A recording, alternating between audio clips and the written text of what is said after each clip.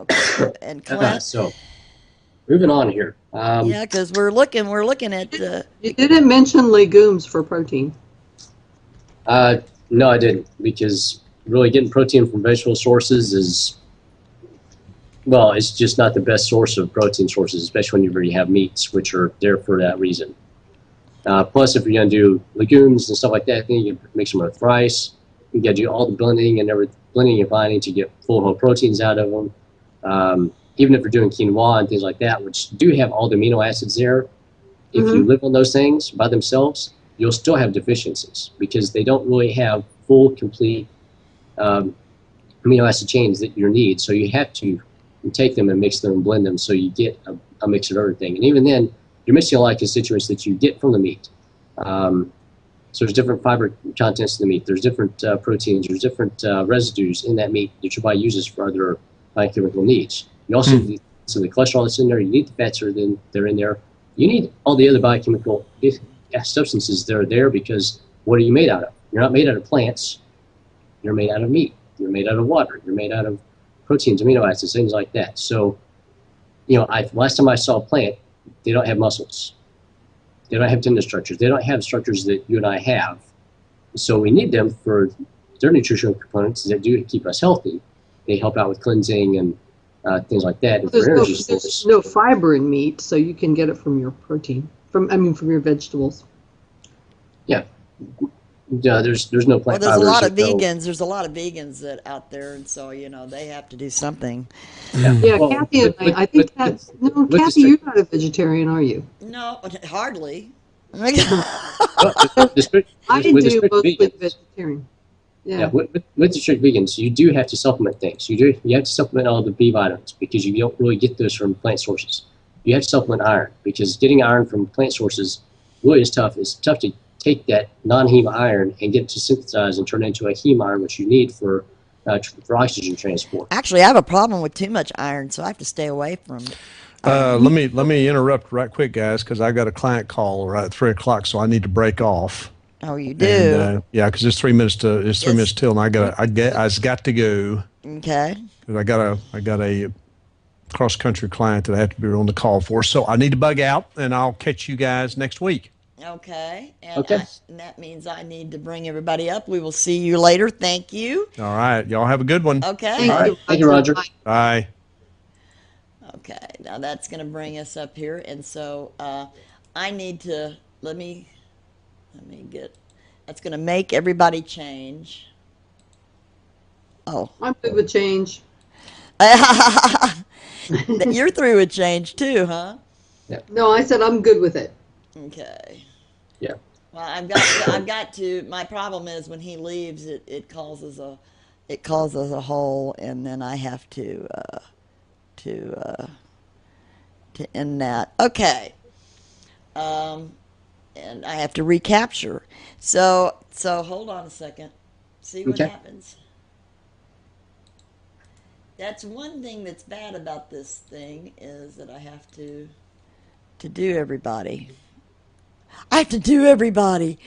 Golly, that sounds like me at my high school prom. Yeah. I'm sorry. So how many calories do you burn? Yeah. Yeah. So okay, now you're back up there. But what I want you to do is I did want to just go a little bit of things on what my birthday. So we're gonna let you finish up what you're talking about, and then we'll go on. Okay. So. All right. The last little bit here, since we're talking about change, and my thing today is the only change is the only constant is change. There are five stages of change. Thank you, Dallas Morning News. There we go. Making changes. So going from this stuff here, and training up for some of these over here to work out a lot of this junk over here. Okay. So the 5 stages. Because you probably can't read these on here, so I'm going to read them off to you. Pre-contemplation, which is thinking about maybe I should make a change, maybe I should quit eating all that over there and do some more of this stuff over here. Okay. Then there's contemplation of making your pro and con list if you want to do a pro and con list of do I really want to give up the cake and start doing some exercise, maybe a little bit less cake, a little bit of exercise. I don't want to go back doing this I whole want to thing. have my cake and eat it too. Yeah, I want to have my cake. Have your cake, eat it, and then run it off, okay? Or work it off, either way. Let's see here. Then we have preparation, which is making a plan, which means, okay, this is what I'm going to do for my food. This is what I'm going to eat. This is how many times I'm going to exercise. I would suggest getting with somebody to figure this stuff out, because going out by yourself would be like sitting down and doing your taxes by yourself. It's ridiculous. There are people that do that. Find an expert that does that stuff for you, which would be what I'm being.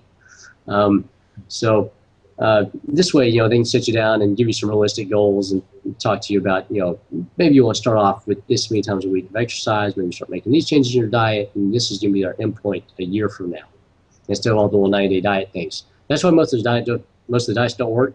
People do it for 90 days, and then they go back to what they were doing. It'll never work that way. Yeah. 90 days is just a very, very small start. Then you have action. Action is actually going out and doing it. So after you make the plan, you got to go out and actually do it, and do it, and do it over again, and over again, and over again, and over again, until finally you get to maintenance. And maintenance is when you just do it. So like after that little 90-day period, normally you will have gotten your body into a rhythm. You've gotten yourself into a rhythm. It's part of your life now. It's part of your lifestyle. This is just what you do. This is a new portion of you. Maybe you had some give some stuff up to get the new stuff. This is where the change comes in. And then you have this new thing that you do every day. Okay, whether it's you're working out, you're running, you're doing yoga, you're doing Pilates, you're taking like an hour or 30 minutes out of every day to go do some dancing. Kathy. Yeah. So I can dance with myself and my dog. Yeah, I can dance with them. That was pointed at you, Kathy. Yeah, I know. And I definitely, this is the year I'm going to do it. So it's just making those changes, getting consistent with them, because consistency is key.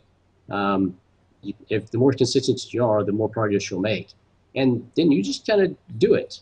And otherwise, you'll start finding reasons not to do it. That's why in the beginning, you have to literally write down your schedule of events. And for your exercise or the times that you need to eat, you have to have those written in, literally write them in as an appointment that you cannot miss. It's a doctor's appointment. That's a appointment with your CPA. That's an appointment with whoever. That's the president calling you on the phone and saying, "I want to meet with you right now." Okay, That's what your eating times are. Okay, But I think if you want to stay healthy and you want to be good shape and think about the future and add that, we all need to. You can just go so far before you start having a regimen. Both of y'all don't have a problem. Look at Georgie's eating something. Like y'all can't see her out there watching. I'm eating a grape. Yeah, eating grapes and prunes.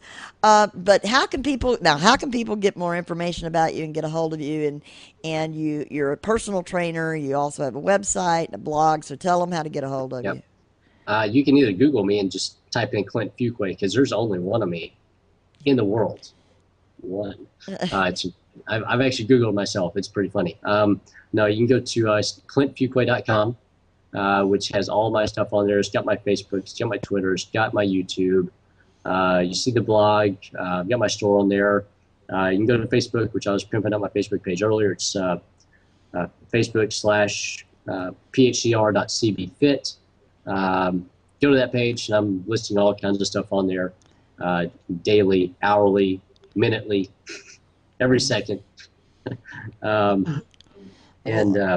So that's the easiest way to get a hold of me. If you want to email me, it's clintfuquay@hotmail.com. Okay. Well, we've gone past an hour now, and we lost Roger.